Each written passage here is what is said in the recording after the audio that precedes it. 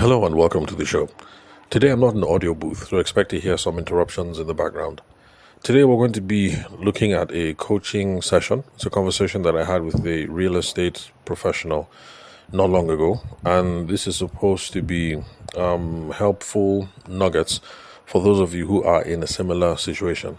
So like I said, it's a conversation with a realtor based in Lagos, and this realtor is on the cusp of closing a deal, and the fellow needs some help with getting the trust, securing the trust of a legal practitioner, of a lawyer, because the real estate professional is having a conversation with the client.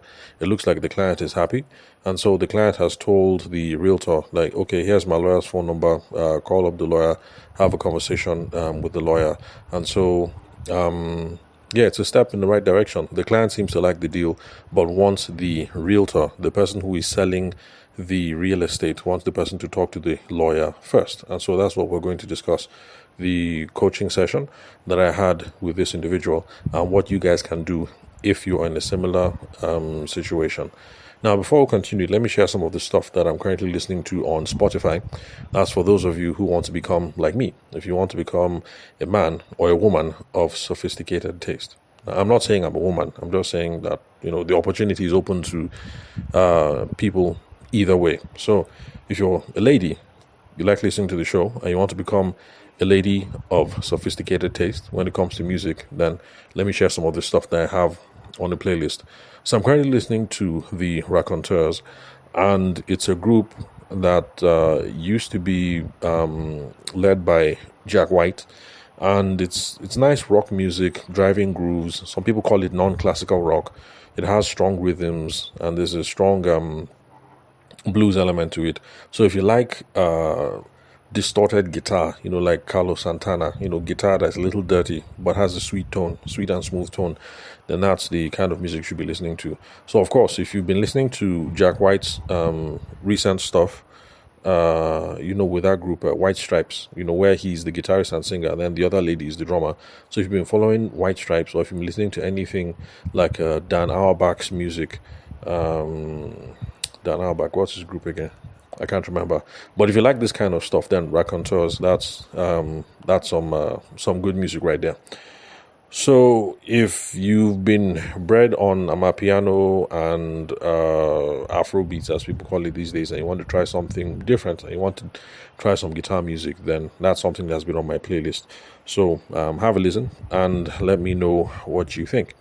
Now, if you'd like to connect with me, not just to discuss music, but also to discuss business problems like the real estate professional in this coaching session that we had, then my phone number is 080-6466-2140. The country code is +234 for those of you who are not Nigerian. If you're going to call me, go ahead and call. No hala. But if you want to call over on WhatsApp, please send me a message first, because there are too many scammers on WhatsApp, and I don't know what's going to cause a security problem these days. So I'm ignoring WhatsApp calls from people I don't know, and I'm also ignoring text messages with links from people that I do not know. So just send me a text message. Heard about you from the podcast. Want to connect, want to discuss about ABC 123. No problem. We'll chat a bit. Exchange a few messages back and forth, and then when it's cool for both of us, we'll hop on the phone and have a conversation real quick. You can also connect with me on LinkedIn. The name to look for is Tavishima Ayede. That's my name. I'm the host of the show. You can get the correct spelling of my name from the link where you're listening to this podcast. So just highlight and copy my name, paste it in LinkedIn. My profile shows up, send me a connection request, and we can be chatting in a couple of hours. I definitely will respond to you less than 48 hours from now. Then let's get straight to the details of the interaction. Not the details of the interaction between me and the real estate professional, but the details of the interaction between the real estate professional and the client. So real estate professional reached out because, of course, he had some good news that he has landed his first client. And of course, I'm very, very happy whenever someone lands their first client, whether we can trace it through advice that may have come through me or may have not. Either way, I am very happy to share in your progress whenever you guys are making progress. So, real estate professional landed his first client. The client is very interested in the deal and has sent over the lawyer's contact details for the real estate professional to follow up. Okay, let's just use some names to make it easier instead of me saying real estate professional, lawyer. So let's say real estate professional. Let's just call him Jude, and let's say the client is Kemi. So Kemi, the client, is really happy, and she has sent over a lawyer's phone number to Jude and say, "Hey Jude, I like this deal. Follow up with my lawyer and let me know how far." So of course he's hoping that this is a final step to closing the deal. The real estate professional, Jude, is assuming that he can close the deal so long as he can build trust with the lawyer, and he wants to know what my tips are. He wanted to know what my advice or tips were to make a good impression and also to gain the lawyer's trust, because he also assumes that this is the last step. So Jude, real estate professional, wanted to know if there was anything specific that could help him establish credibility or ease concerns of the lawyer, and that was essentially what the coaching session was all about. Then, is this the final step to closing the deal? I guess so. Until we see something to the contrary, I think that this is definitely a step in the right direction. For those of you who have been listening to the podcast for a while, you know that I always talk about continuations and I talk about advancements and how we should always be looking for advancements. Now, a continuation is when you leave a conversation with a potential customer. You guys seem to be doing okay. You guys are flowing. You guys are friendly, but you don't know what the next clear step is. Whenever you're stuck in a continuation, it doesn't matter how friendly you are with the potential customer. Just know that you're not making progress.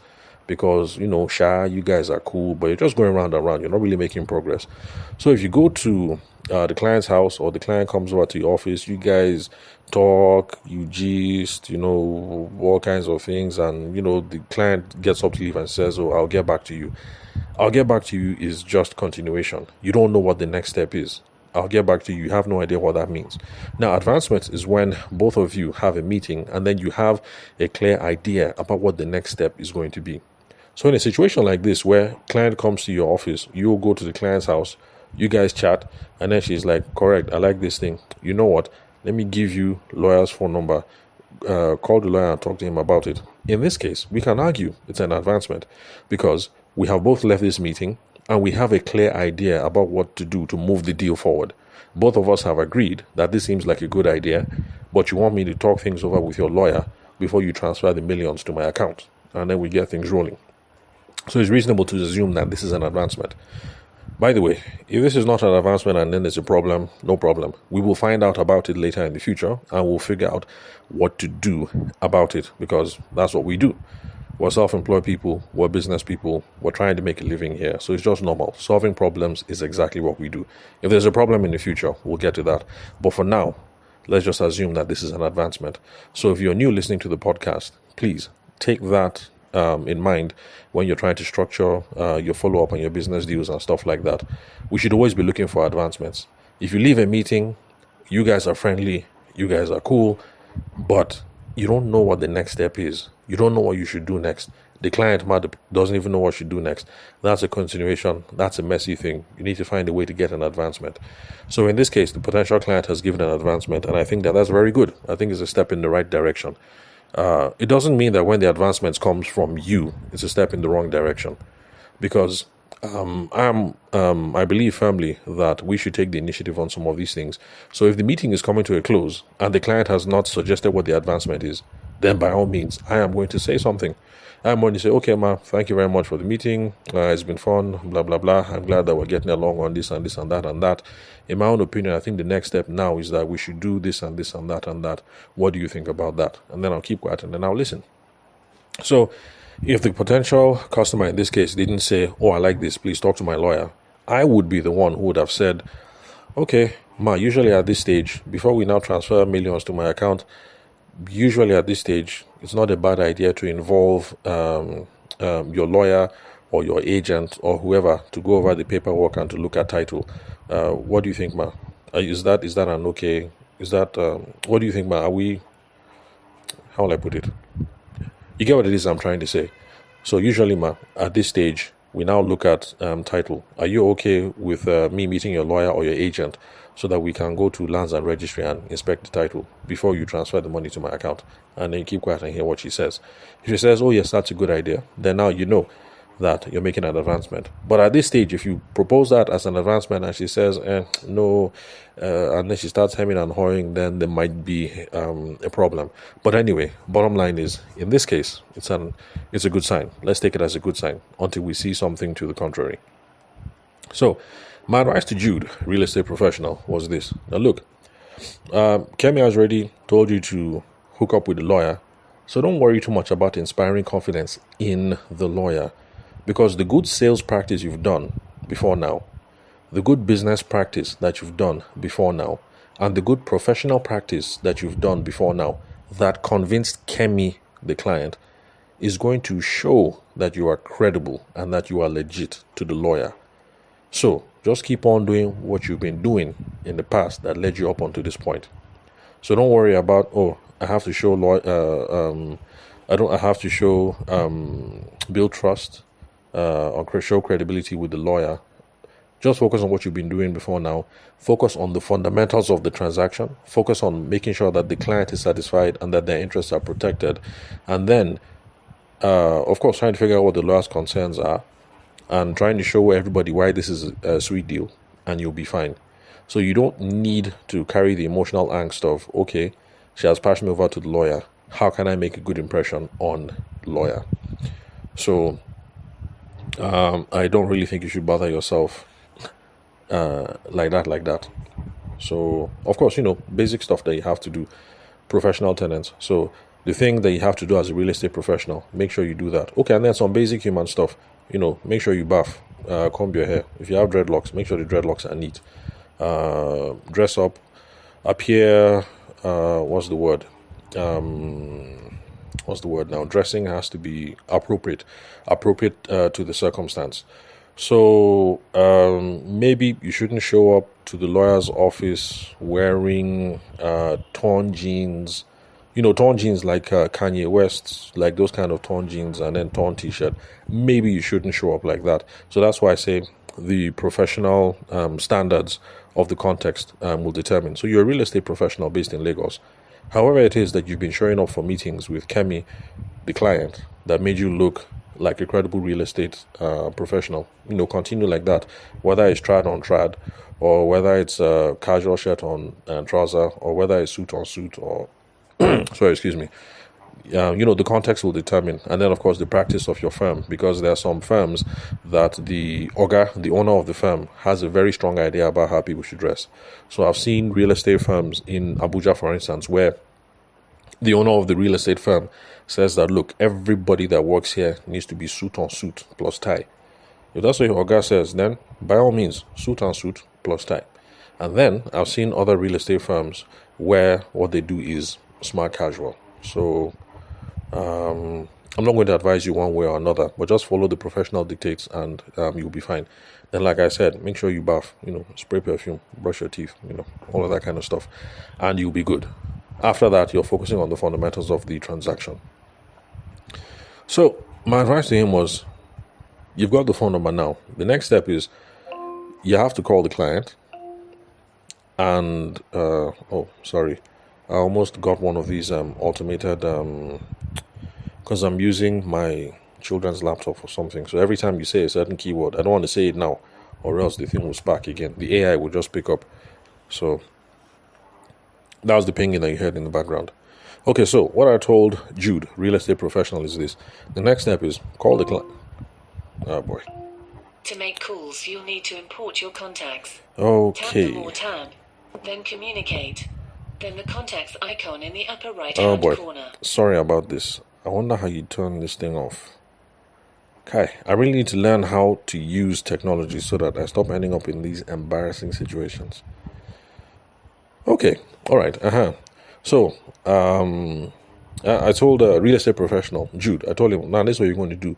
So pick up the phone, buzz the client, and then thank the client for the trust and being willing to take the next step. You will now ask the client whether there's any particular concern that you want me to go over the lawyer with. So you don't have to use the exact words, but that's the scope of the conversation, because you're trying to know what's up, you're trying to feel out, you're trying to know where she is, you're trying to figure out what the level is. So if you have the conversation like this, thank you very much, I appreciate it, looking forward to working with you, before I call the lawyer, is there anything in particular you want me to discuss with the lawyer? If you now know this, you will now know the agenda to set before you call the lawyer, and you now know how to set the tone for future conversations. Let it not be that you call the lawyer fresh, and then the lawyer will think that you're trying to start the whole thing all over again. And trust me, I have been in this situation before. That was back my wedding photography days. Me and the bride, we got on like 5 and 6. We concluded everything. I brought in my video guy, concluded everything. We agreed on the amount. And then the lady said, please, I want you to talk to the planner.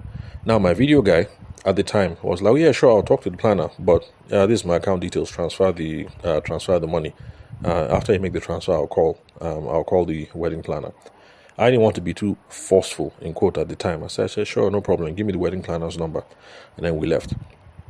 And my video guy warned me. He said, look, oh boy, this thing you're doing is risky. We have settled this thing. Collect your bar first before you now call wedding planner. Before you go there, wedding planner will now sign this and this and that and that. But I didn't listen. I called the wedding planner. As our wedding planner started interviewing me afresh. As in something that we've already settled. Wedding planner was now relitigating the whole thing. So trust me, these things can happen. So in this case, if the client, Kemi the client, has said I'm good to go, but I want you to discuss title with the lawyer, then in this case, when you call the lawyer, the agenda will be tight. Like, hello, got a number from Kemi. She says you're the lawyer. This is Jude. Don't know if she mentioned you to me. Yeah, I'm the young man that has been showing her this property that is on so and so street in VI, and that she's interested. So she said she's good with everything and that we're good to go. The only thing she wants is that she wants us to go to land and registry, that we need to verify title. That since you're a lawyer, she trusts you to handle that. So that's the reason why I'm reaching out. I'd like to come over to your office to have a meeting so we can talk some more. When are you available? I'll be on Lagos Island Friday 10. How far does that work for you? So you call up, conversation, crisp, straight to the point. We are here to talk about title. We are verifying title. I'm not here so that you will now start interviewing me afresh as if, God knows what. Me and the client, we are cool. We have settled. Agenda for me coming to this office is 1, 2, 3, 4, full stop. So excuse me. Summertime here in Abuja, so my nose has started acting up again. So that's what I recommended as the next step. Buzz the client. Thank you. Any particular concerns you want me to discuss? Whatever the client says, hold your pencil and your paper. As she's talking, be writing it down. If she says 1, 2, 3, write down 1, 2, 3. When you call up the lawyer, that is the agenda. I spoke to Kemi. We're good to go. She likes the whole deal. She wants you to verify 1, 2, 3, and 4, 5, 6. How soon can I come to your office so that we can talk some more? So that's just it, basically. So talk to Kemi. Figure out what needs to be done. Whatever needs to be done, that is the agenda. Call up with the lawyer. Keep the whole thing tight.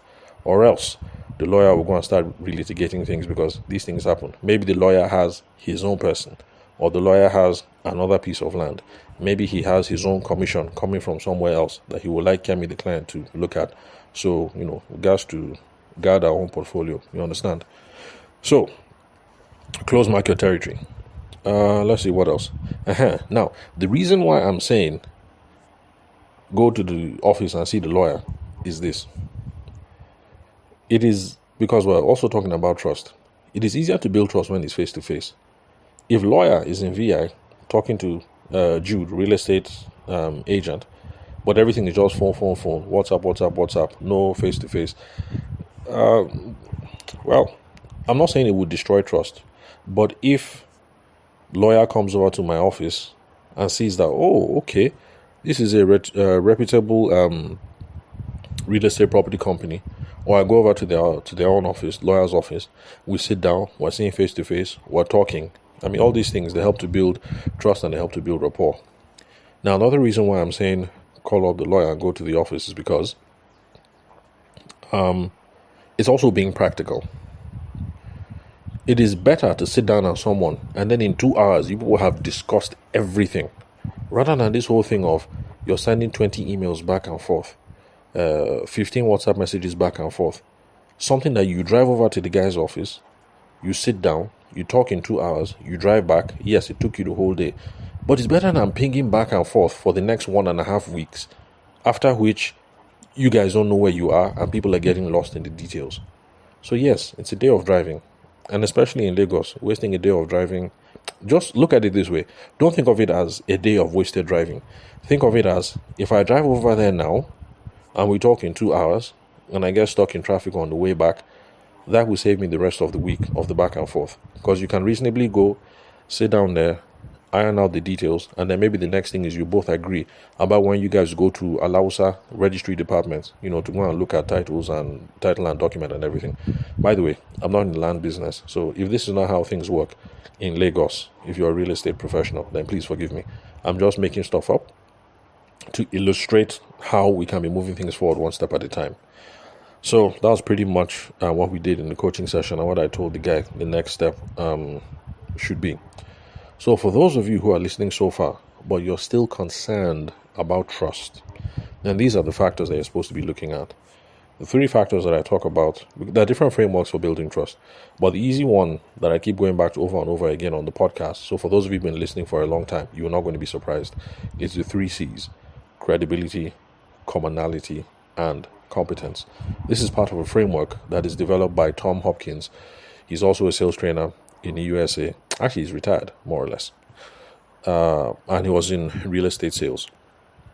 By the way, like I've told you guys before, because this thing was developed for real estate sales does not mean it doesn't apply to wedding photography or selling eggs or selling diesel or selling whatever. This is a universal principle that applies any which way. So you build trust by showing credibility, by showing commonality, and showing competence. Tom Hopkins calls them the 3 C's. Credibility, I'm not going to give you the technically correct definition, but credibility just means, do you sound legit? So in this case, does your company have a good track history? That's the reason why I said, if it's possible for a lawyer to come over to your office, that might be good. Although in my own opinion, I'll say go to lawyer's office because we're trying to limit the amount of friction that is involved in the sales process. Friction just means an extra step that somebody has to take to do business with you. From a sales perspective, if we throw up too much friction, we could be slowing things down. If I say, lawyer, come over to my office, let's meet, I now have to wait for a day that is convenient for him. And of course, we know how these things are now. Fuel is now 1,002 in Abuja. I don't know how much it is in Lagos. So that he can afford the time and afford the money to drive over. But if I say, hey, don't worry about that, I'm going to be in VI anyway, Thursday, Friday, I will come to you.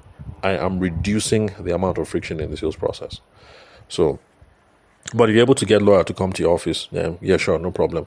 It's something that will help build your credibility, because the guy will enter, he will see the compound, nice and clean, security guard, they'll salute him, they'll say, Sean, sir, you know that thing that you do now. You salute, you smack your foot, you park in a nice compound, enter inside your office, you will have solar panels, the AC is tight.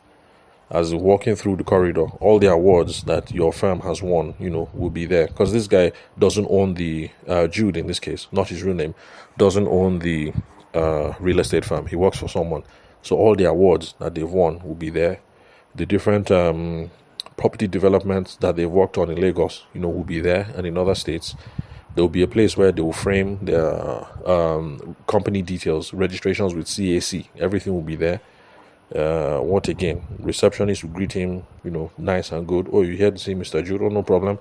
Have a seat, sir. Offer the guy some nice chilled malt, because after all, Lagos is hot as hell. So all of these things help to build the credibility. These are some of the things that people play on. It's just trying to answer the question, do you sound legit? That's all. Anything that you can do to say, I'm legit, I sound legit, that is what you mean when we're talking about credibility. You're just trying to show Oga Lawyer when he enters the building that the company has a good track history. It has real estate certifications. It has experience, and all those sorts of things. That's all. Credibility. Do you sound legit? So if you're worried about credibility, try and answer that question. Me, as I'm looking at myself, do I sound legit? Okay, I sound legit here. Over here, I don't sound legit. How can I beef my legitness? My legitimacy? So that's just it. Credibility. Do you sound legit? Then, competence. Competence just means, does this guy sound like he can do the job? Or does this babe sound like she can do the job? So that is where, when you're having a chat with the other person, you now casually drop in conversation how many clients you have or your years of experience, these kinds of transactions that you've handled before, how you've helped clients in similar situations, blah, blah, blah. That's the part where, we wedding photographers, you now, let's say your guy called you to second shoot on a popular wedding. Maybe when Dangote's daughter was getting married. You're not the guy that covered it all, but your friend was hired to be second shooter, and then your friend now gave you some small cash that you should come and shoot. That's the point of the meeting where we wedding photographers will now start flexing like, oh, yes. When I was shooting Dangote's daughter's wedding, it was not you. You were assisting the second shooter, but you understand, you're trying to show competence. So that's how, and competence and credibility are closely linked. So in that case, you're trying to show competence. So the person will be like, oh, okay, he handled Dangote's daughter's wedding. No problem. Therefore, he'll be able to handle my daughter's wedding. So the scope is the same. You talking about the clients that you've helped, the kind of transactions that you've done, stuff like that. So that is the whole thing of competence. Because if Oga Lawyer is handling on behalf of the client a transaction, and this thing is worth, let me say 800M, but in the conversations, it looks like you have only been handling deals that is worth 1.5M. It's the kind of thing that will make somebody shake. Like, am I sure I'm dealing with, So anyway, you catch your drift. So that's competence. Does it sound like this person can do the job? So for competence, ask yourself that question. Does it look like I can do the job, or does it sound like I can do the job? In the places that I'm lacking, how am I going to beef it up? So that's it. Then the final C is commonality. Commonality just means, I like you. We are similar. You are a decent human being. That's all commonality means. So, summary, if you're having a meeting with someone and you sound legit, and you sound like you can do the job, and then on top of that, you're a decent human being and we're similar, we're flowing, we're vibing, what is there again? That is the beginning of trust being built. But of course, remember that it's easy to destroy trust. So, as you're making progress, don't try and overdo. Don't get too comfortable. And then, you understand now? Because everybody these days, they talk about being authentic. Please, in my own opinion, don't be authentic. Be relevant to the time and to the situation. Forget authenticity. I mean, for me, authenticity involves farting and belching around people that know me and are people I'm cool with. But there's some people who don't like that. There's some people who think belching and farting is lousy. So don't be authentic. Just be relevant to the situation. So commonality, that's the final one. I like you. We're similar. You're a decent human being. So as you're having a conversation with potential business partners, you should be looking for areas of personal history or likes or interests. So that whole thing of state, that's why I talk about state of origin a lot, because, Benue boy, born in Makudi, but we lived in Suleja, then Abuja, then Lagos, then Ife, then, for me, Aberdeen, Scotland. So I've been around a bit. There's always some kind of connection, Like I can be talking with someone who didn't live in Aberdeen, but maybe the person went to school in Glasgow. That's commonality. They're like, oh, you are in Glasgow. Okay, that local government is like 2 hours away from where I was, and then there's some gist. Okay, which part of the UK, blah, blah, blah, you just be flowing like that. So areas of personal history, likes, interests, those sorts of things. State of origin, tribe, university, that one works a lot, because I went to the greatest university on the African continent, that is Obafemi Awolowo University. So it helps, because I've been in situations where I'm like, oh, sir, you went to OAU. Great Ife, great. Okay, OAU too. I say yes. When did you graduate? I graduated in 2007. You're an embryo. Me, I graduated in 1986. And then you have the conversation. So that works as well. And sometimes areas where you grew up. So to be honest, I can't remember my days in Makudi, and I cannot remember my days in Suleja, because back then I was an embryo. I think we left Suleja when I was 2 or maybe 3, so I can't remember, but still commonality there. You know, somebody's like, oh, okay, Suleja. Oh, yes, I grew up in Suleja as well. Something. You know how these conversations are. So commonality. We're looking for areas of personal history, likes, interest, things like that. Oh, 30 minutes. Okay, let me bring this to a close. Now, a warning here, and a very strong warning when it comes to commonality. Please, you guys, pay attention. Pull up your ears. Especially since nowadays, everybody wants to be authentic. When it comes to religion and politics, these are testy issues. This is not the avenue to start discussing religious affairs. Yes, Jesus Christ is the way, the truth, and the light. But right now, this is about collecting money. So I'm not going to bring that up. After we collect money, we can talk about all these other things. But for now, religion, politics, forget about it. In the Nigerian context, this is not the avenue to discuss,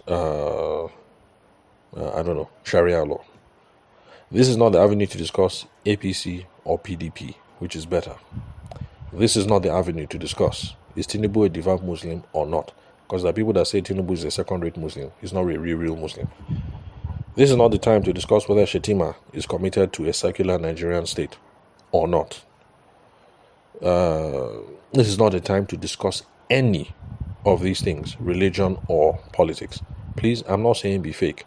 I'm just saying keep your eye on the ball. Right now, I'm a real estate agent. My goal is that I want 40, 50 M sitting in my bank account by the end of today. That is my focus. After the money has been transferred, and then me and client were now vibing as, as boys, as per, we're doing business together, we're comfortable around each other, and then we go out and we're having beer, we're having pepper soup. That is different. Under that kind of atmosphere, after all, alcohol is a social lubricant, as they say. You can be drinking alcohol, you can be arguing that, what do you mean that Tinubu is the worst thing that's happened to Nigeria? Or what do you mean Tinubu is the greatest thing that's happened to Nigeria? That one is a different context. We've transferred the money, we're out on town, we're trying to relax, we're trying to cement this relationship before we go ahead and try and settle Kemi, the client. So in that atmosphere, yes, go ahead and say Jesus Christ is the way, or PDP is better than APC, or Tinubu is the correct Muslim who is moving the country forward, or Tinubu is an absolute pagan who is running the country ragged. So then you talk about all those things. So please, strong warning, stay away from these things. At the date of this recording, America is doing their elections. It looks as if Trump is about to win. This is not the time to discuss which one is better, Trump or Kamala Harris. This is not the time. After the money has been transferred, and after you guys are cool, and after you guys are boys, and after people are flowing, when you and Kemi, the client, now become family friends, you can talk about these sorts of things. Not now. So that's all for today, pretty much. Thank you very much for your time and attention. I hope you guys, I've been able to convince you guys that if you have been able to establish a certain level of trust so far with the client who's referring you, that don't worry, that trust is going to carry over. But if you're worried about trust, then the things that you should be paying attention to are commonality, credibility, competence. Do that in a very short fashion, you'll be fine. So don't go to the lawyer's office and spend 2 hours talking about life growing up on Lagos Island. That's a waste of time. So the part about Lagos Island, where you guys grew up, that part of the conversation should not be more than 20 minutes and then get straight to business. But of course, it depends. There are some people who are talkers. So if you're with a talker, I guess you can't avoid it. So that's all for today, pretty much. Thank you very much for your time and attention. And like I said, you would like to connect with me. The phone number again is 080-6466-2140. Country code is +234. If you're going to call on WhatsApp, please send a message first. We'll ping back and forth and then chat. The name to search for on LinkedIn is Tavishima Ayede. Copy it from here where you're listening to the podcast. Paste it in LinkedIn, send me a connection request, and we'll take it up from there. So I'll catch you guys tomorrow.